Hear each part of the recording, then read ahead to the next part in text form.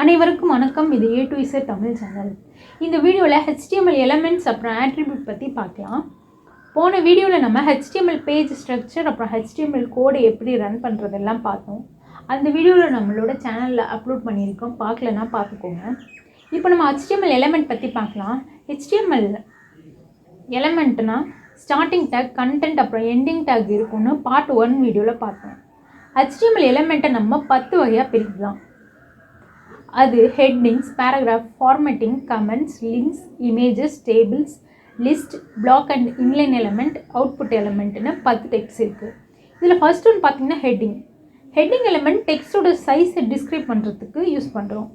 எக்ஸாம்பிளில் left சைடில் sample கோடு இருக்குது, right சைடில் அதுக்கான அவுட்புட் இருக்குது.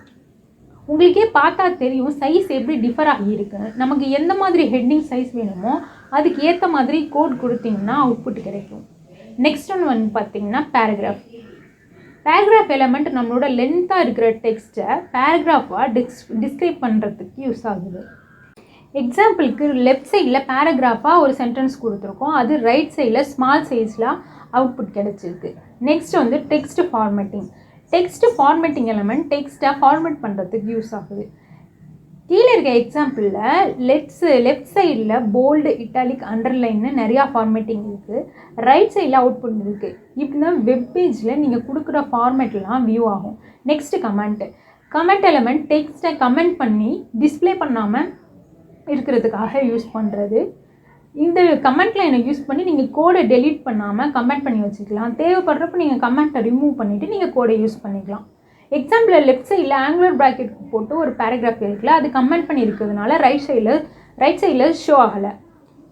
பட் நம்ம கொடுக்குற ஹெட்டிங் மட்டும் ஷோ ஆகிருக்கு, அதை நம்ம கமெண்ட் பண்ணலை, பேராகிராஃப் மட்டும் தான் கமெண்ட் பண்ணியிருக்கோம். நெக்ஸ்ட் லிங்க் எலமெண்ட் நேவிகேட் பண்ணுறதுக்காக யூஸ் ஆகுது.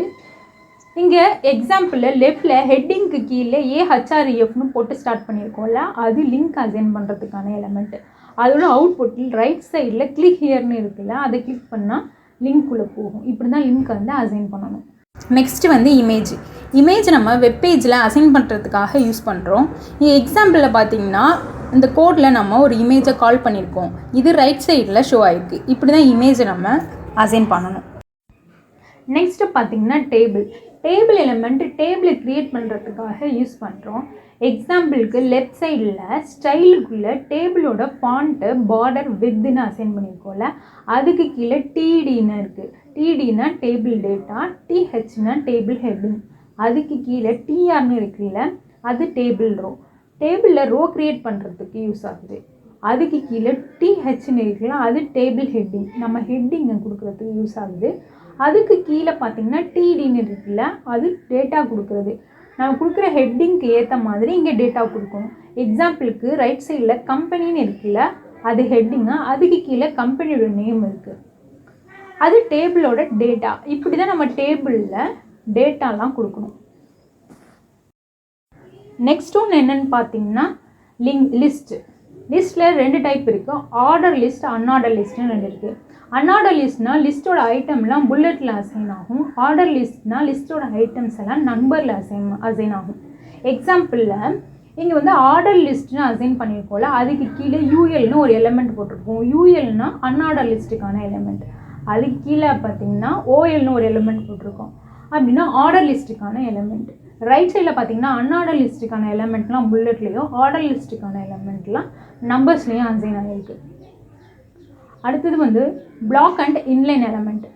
பிளாக் லெவல் எலமெண்ட்னா அந்த எலமெண்ட்டை யூஸ் பண்ணுற ஸ்க்ரீனில் ஸ்டார்டிங்லேருந்து எண்டு வரைக்கும் இருக்கிற ஸ்பேஸை ஆட்டோமேட்டிக்காக அதுவே எடுத்துக்கும். இங்கே லெஃப்டில் பேராகிராஃப்னு ஒரு ஐட்டம், அதுக்கு கீழே இன்னொரு ஐட்டம் அசைன் பண்ணியிருக்கோம்ல, அது ரெண்டுமே ரைட் சைடில் அந்த பிளாக் ஃபுல்லாகவே எடுத்துக்குது. இப்போது இன்லைன் எலமெண்ட்னா எலமெண்ட்டை யூஸ் பண்ணுற ஸ்க்ரீன் ஸ்டார்டிங்லேருந்து எண்டு வரைக்கும் இருக்கிற ஸ்பேஸை ஆட்டோமேட்டிக்காக எடுத்துக்காமல் நம்ம எங்கே வேணால் அந்த எலமெண்ட்டை அசைன் பண்ணிக்கலாம். இங்கே லெஃப்டில் பேராகிராஃப்னு ஒரு எலமெண்ட் அசைன் பண்ணிவிட்டு அதுக்குள்ளே ஒரு லிங்க் கொடுத்துருக்கோம். அந்த ரெண்டுமே ரைட் சைடில் உள்ள ஒரே பிளாக்கில் வியூ ஆகியிருக்கு. அதுபோல் தான் இன்னொன்று. நெக்ஸ்ட் என்னென்னு பார்த்தீங்கன்னா இன்புட் எலமெண்ட்னா வெப்சைட்டில் நம்ம யூசர்ட்டேருந்து வாங்குகிற இன்புட் தான் இன்புட் எலமெண்ட் சொல்கிறோம். ஃபர்ஸ்ட் ஒன் பார்த்தீங்கன்னா ஃபார்ம்னு இருக்குது. இது HTML ஃபார்மை க்ரியேட் பண்ணுறதுக்கு யூஸ் ஆகுது. ஃபார்ம்னால் நம்ம கொடுக்குற name, date of birth, qualification, அட்ரஸ்லாம் இருக்குல்ல, அதெல்லாம் இந்த ஃபார்மில் தான் வரும். இங்கே வந்து லேபிள்னு இருக்குல்ல, இது வந்து ஃபார்மில் இருக்கிற நேமை ஹைலைட் பண்ணுறதுக்காக யூஸ் பண்ணுறோம். நெக்ஸ்ட் இன்புட் வந்து யூசர்ட்டேருந்து வாங்குறது. இதை இன்புட் எலிமெண்ட் டைப் ஆட்ரிபியூட்டை வச்சு டிஃபர் ஆகுது. ஒரு ஃபார்ம் எப்படி இருக்குன்னு நம்ம பார்க்கலாம். இங்கே வந்து ஃபார்முக்குள்ளே லேபிள்னு ஒன்று அசைன் பண்ணியிருக்கோம்ல, அந்த லேபிளில் நம்ம ஃபஸ்ட் நேம் கொடுத்துருக்கோம். எங்கள் இன்புட்டில் நம்ம வந்து ஃபஸ்ட் நேமை டெக்ஸ்ட்டாக யூசர்ட்டேருந்து வாங்கணும்னு நம்ம அசைன் பண்ணியிருக்கோம். செகண்ட் ஒன்றில் பார்த்தீங்கன்னா ஜெண்டர்னு அசைன் பண்ணியிருக்கிறதுல இன்புட் டைப் ரேடியோ பட்டன் கொடுத்துருக்கோம். அதாவது நம்ம வந்து ஜெண்டரில் மேல் ஆர் ஃபீமேல்னு இருக்கும் இல்லையா, அது ரெண்டில் ஏதாவது நீங்கள் கிளிக் பண்ணுற மாதிரி இந்த இன்புட் டைப் வச்சுருக்கோம். ஃபஸ்ட் ஒன்று வந்து டெக்ஸ்ட்னு வச்சோம், டைப் பண்ணுற மாதிரி வச்சோம், இது வந்து கிளிக் பண்ணுற மாதிரி வச்சுருக்கோம். நெக்ஸ்ட் ஒன் ஹாபியில் பார்த்தீங்கன்னா செக் பாக்ஸ் யூஸ் பண்ணியிருக்கோம். அது வந்து நம்ம டிக் பண்ணுற மாதிரி அசைன் பண்ணியிருக்கோம். இதுதான் இன்புட் எலிமெண்ட். நெக்ஸ்ட் பார்த்தீங்கன்னா HTML ஆட்ரிபியூட். ஒரு HTML எலிமெண்ட்குள்ளே அடிஷ்னல் இன்ஃபர்மேஷனை ஆட் பண்ணுறது தான் ஆட்ரிபியூட் யூஸ் ஆகுது. எல்லா HTML எலிமெண்ட்குள்ளேயுமே நம்ம ஆட்ரிபியூட்டை யூஸ் பண்ணலாம். இது எப்போவுமே ஸ்டார்டிங் டேக்கில் மட்டும்தான் நம்ம யூஸ் பண்ண முடியும். இங்கே வந்து ஏன்னு ஒரு எலிமெண்ட்டு ஒரு இருக்குது, அது வந்து ஹைப்பர் லிங்க், ஒரு பேஜ்லேருந்து இன்னொரு பேஜுக்கு போகிறதுக்கு நேவிகேட் பண்ணுறதுக்காக யூஸ் பண்ணோம். இதுக்குள்ளே ஏக்கு பக்கத்தில் HREFனு ஒரு ஆட்ரிபியூட் சேர்த்தோம்னா அது எந்த பேஜுக்கு போகுங்கிறத டிஃபைன் பண்ணும். கீழே இருக்க எக்ஸாம்பிளில் HREFல about.htmlனு கொடுத்தோம்னா அந்த HREF about.htmlங்கிற பேஜுக்கு நேவிகேட் பண்ணி எடுத்துகிட்டு போகும். நெக்ஸ்ட் ஒன்று வந்து இமேஜ் எலிமெண்ட்டு. இமேஜை வெப்சைட்குள்ளே இன்சர்ட் பண்ணுறதுக்காக யூஸ் ஆகுது. இது இமேஜோட பார்த்து எங்கே இருக்குங்கிறத கண்டுபிடிச்சி எடுத்துகிட்டு வர்றதுக்காக SRC அப்படிங்கிற ஒரு ஆட்ரிபியூட்டை நம்ம யூஸ் பண்ணுறோம். அதே மாதிரி இந்த இமேஜ் எவ்வளோ ஹைட் அண்ட் விட்த் இருக்குது அப்படிங்கிறது இந்த ஆட்ரிபியூட்டில் நம்ம மென்ஷன் பண்ணிக்கலாம். இங்கே சில எக்ஸாம்பிள்ஸ் இருக்குது. அது ஃபர்ஸ்ட் சொன்ன மாதிரி HREF வந்து about.html அப்படிங்கிற ஒரு வெப்சைட்குள்ளே அந்த HREFங்கிற ஆட்ரிபியூட் எடுத்துகிட்டு போகும். செகண்ட் ஒன்று SRCங்கிற ஆட்ரிபியூட் வந்து சிஸ்டமில் இந்த இமேஜ் girl.jpgங்கிற பிக்சர் எங்கே இருக்குன்னு கண்டுபிடிச்சி எடுத்துகிட்டு வர்றதுக்கு இதில் நம்ம வித் ஹைட்டும் அசைன் பண்ணிக்கிறோம்.